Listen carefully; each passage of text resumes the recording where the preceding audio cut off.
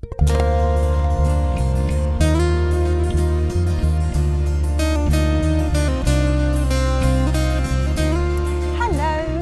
Now it's quite a windy day today, so I hope you can hear me all right. I've had a big think this weekend. I've been standing out in the garden, as Mark said, talking to myself. Because to be honest with you, I'm the only person who can actually answer the questions that I'm asking myself. So there really is no point in asking the rest of the family. I've asked Mark, you know, what do you think about if I put this there and do that there? And he goes, whatever you want. So, which is fine, which is lovely. But sometimes it's nice to get some form of reaction. But I have been thinking very hard this weekend about what to do with the corner, the formidable ivy corner that was and is no longer. Because there's no sun that gets in there, and it's kind of tucked right out. And also what to do with this area behind me that I cleared with that big grass and all sorts of other things that were here. Because this goes up onto a slope, I was like, I thought it's going to be really hard to mow. I figured I couldn't put the shed here because of the sort of the gradient of what's here already. And I just thought I won't be able to level it off because of the fencing behind and the gravel board, and it would just come below it. So I've come up with a decision on both what to do in the corner and what to do in this little area here. So I'm going to show you, and hopefully I'll get a good response from you rather than, oh, whatever you want. So let me show you what I'm going to do with these two areas of the garden in a little bit more detail. Now this area here, let's start with this area. I'm still going to have my herb bed along here, but I'm not going to stretch it up as far as I wanted to, just because the sun is only here for a very small amount of time during the day. So I'm going to have the herb bed coming out to about here, which will give a gap going through here. Now there's a wall here which stretches up into the corner and then behind. Now I can't do anything with that wall at all. That wall has to stay here. But I thought I could always make it look better and use this corner behind me better than I was going to. So the raised bed will come to about here, then there will be a gap. And there are certain things that I will not be putting in the herb raised bed, and that is the mints I won't be putting in there. If you're growing mint, you need to grow it in its own specific container because it will take over any area, and I don't want that. So on this wall here, I've got some large terracotta pots, and I am going to put them on top here, just on this wall here, and I am going to fill each one with a different variety of mint. That way I can keep it contained. And there's quite a lot of space here, so if I do need to make to add some different mints to it, then I can always add some more pots. So that's what I'm going to do there. Now the corner right behind me, let me give you a quick idea of what I'm going to do with this. Now this area here, as I say, is the sun doesn't really get to it. First thing in the morning it gets to it. We don't get a huge amount of rain in this corner because of the overhang of the roof. So what I thought I would put here is I'd basically use it as storage space. Now I've got two compost heaps. I thought I would put one here and then another one there, because when you come out of the doors into the garden, you don't really want to see them because they're not particularly pretty.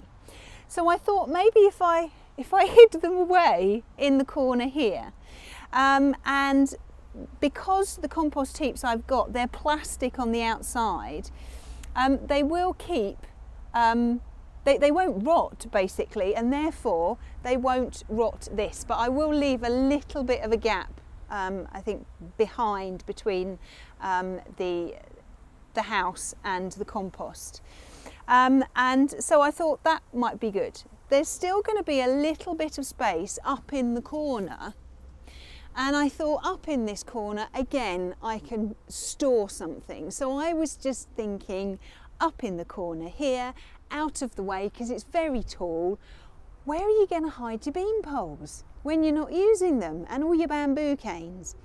So I thought this would then be the perfect place to hide them.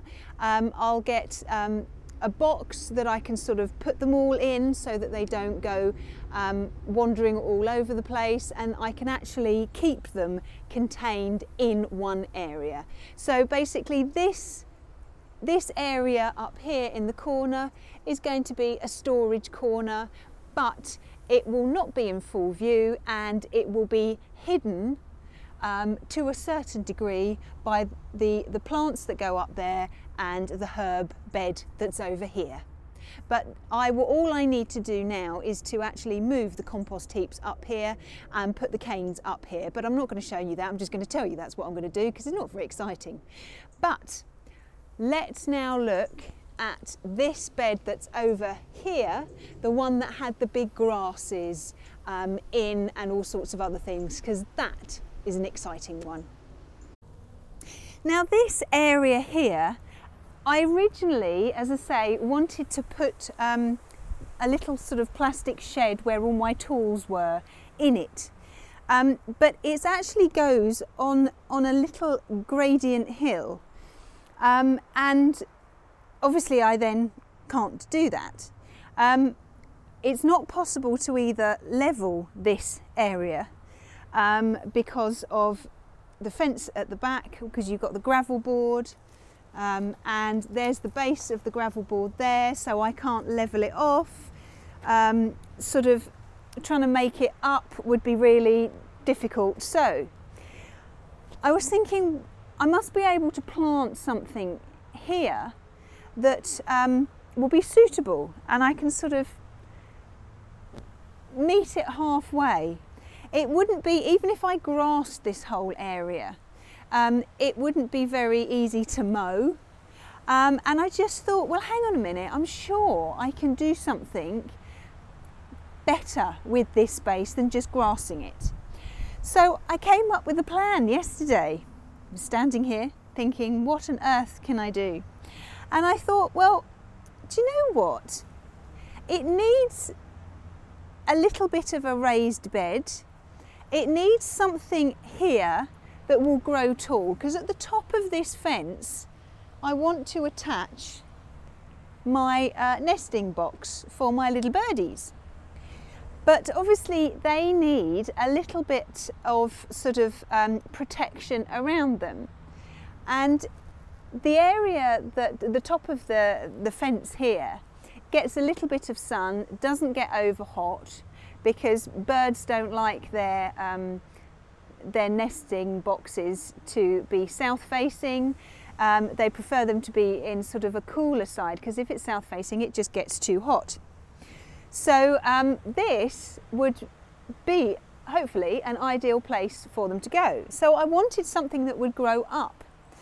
Now I did manage to get from good old wood blocks this, ooh, falling over now, this raised bed. Now in a previous film I planted some fruits and vegetables in there, and obviously I had to take those out when we moved. And I'd always had the plan to use this raised bed for growing my Jerusalem artichokes. Now Jerusalem artichokes will spread, they do need to be contained. So I thought, well hang on, why don't I use this raised bed to contain my JAs. Perfect. So that's what I'm going to do. But this is going to only take up half of this bed. On the other side of the bed, I've got two horseradish, which I dug up from the allotment. I dug up some little bits and I put them in pots, and I kept them in the greenhouse, and they've been growing quite happily. So this is what I'm going to plant here, and then I'll have some form of border just around the horseradish. So that'll be the horseradish area, and then this raised bed will have the Jerusalem artichokes in it. Now the Jerusalem artichokes will grow tall, they will grow up, and because they're part of the sunflower family, and they'll send up really long shoots, and you might get tiny little sort of sunflower flowers on top, and then that will go up and it will go round the nesting box, and it will give the nesting box a little bit of protection. So this is what I'm going to do today. So I suppose I'd better stop talking and I'd better get gardening. Now I need to have this raised bed fairly level. At the moment the front is lower than the back. So what I need to do before I start planting my Jerusalem artichokes is just to level off the soil so that the bed itself will sit level and flush onto the ground. So I just need to move some of this soil. Now all I'm going to do is just scooch it down a little bit. I'm going to start at the back and then just move some of the soil down, just down to the front, because whatever I've moved out I will then put back in the bed. But you've got to start with your bed level to start with, otherwise when you water it, all the water is going to go just down to one end because gravity will take over. So I'll just carry on and level this off. Now I don't know if you can see, but there are quite a few sizable stones in here. I'm sure it's sort of a load of ballast that they put in when maybe when they were putting the fencing in, I don't know, but I will carry on levelling this out, and when I've levelled it all out then I'll come back and show you.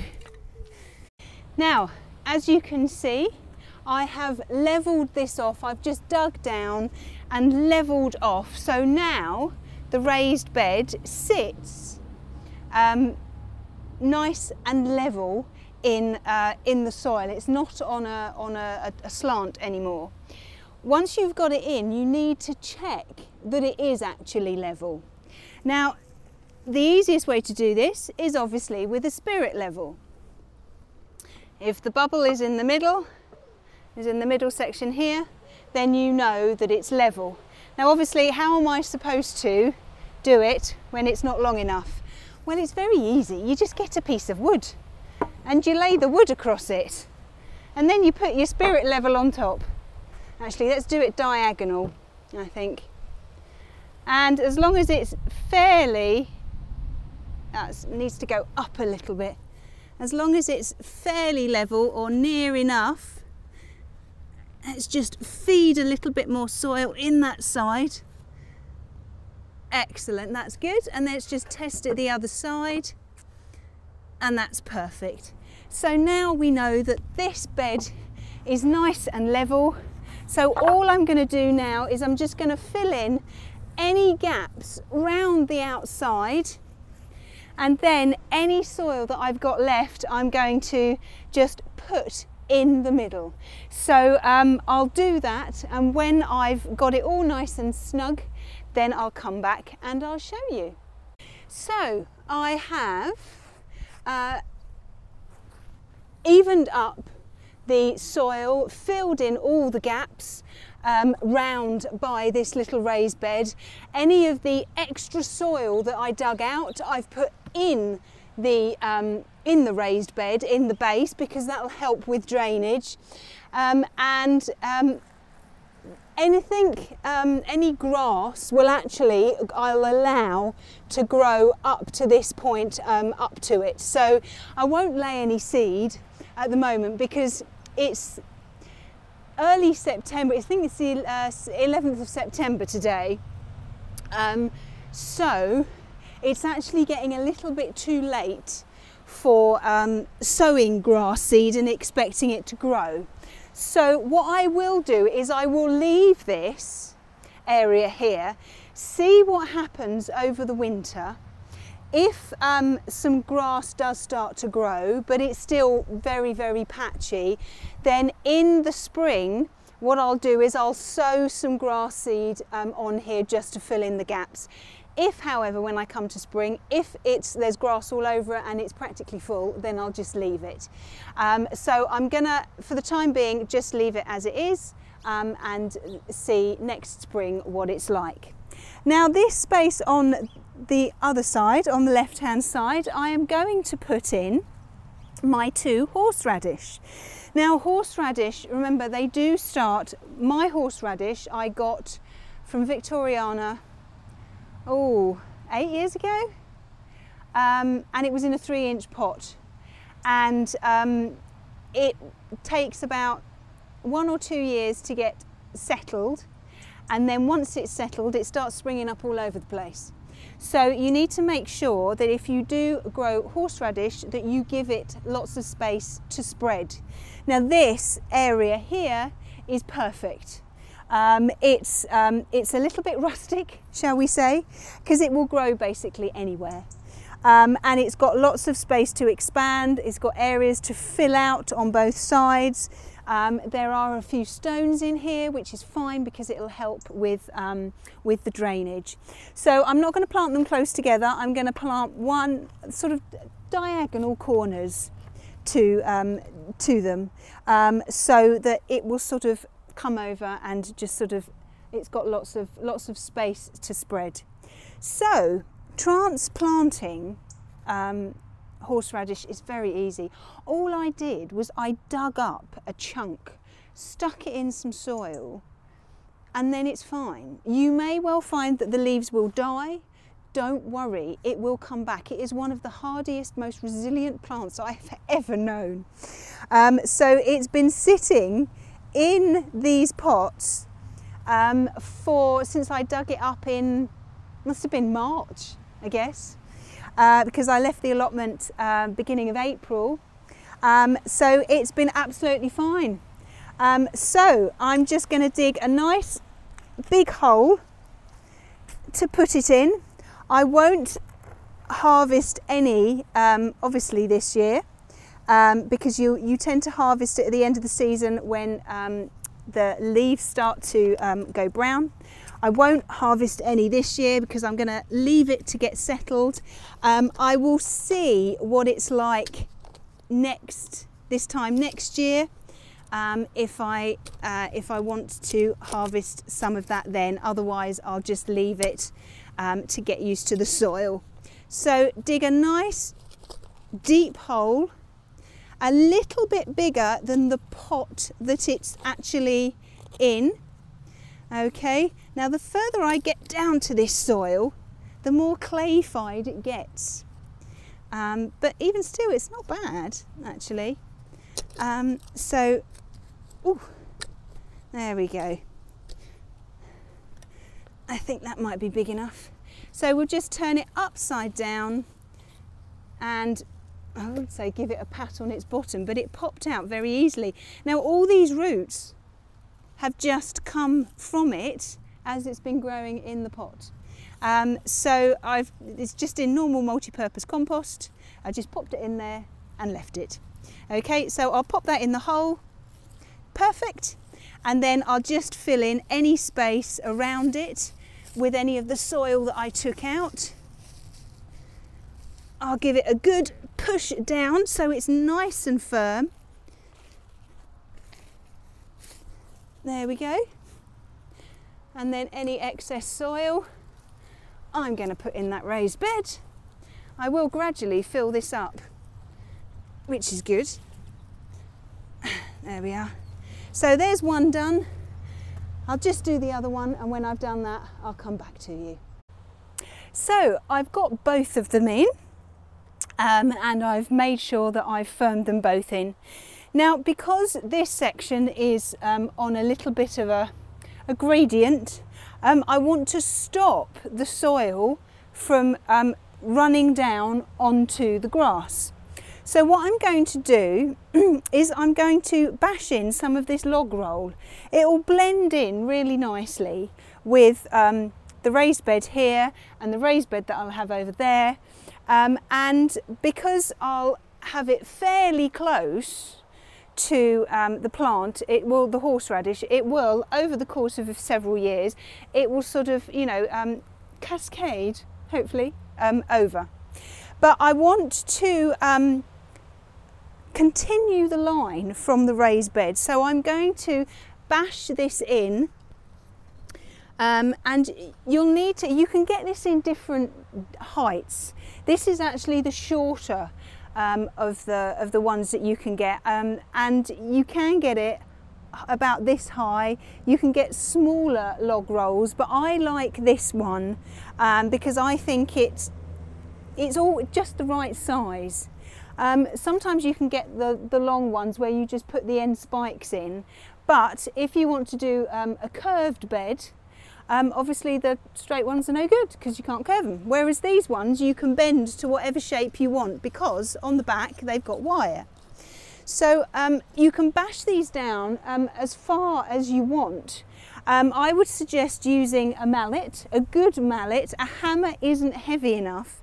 This is a 3-pound mallet, and it manages to get each log roll in really quite quickly, actually. You might have to swap hands because it does get quite tiring after a while, but if you've got strong muscles then you're okay.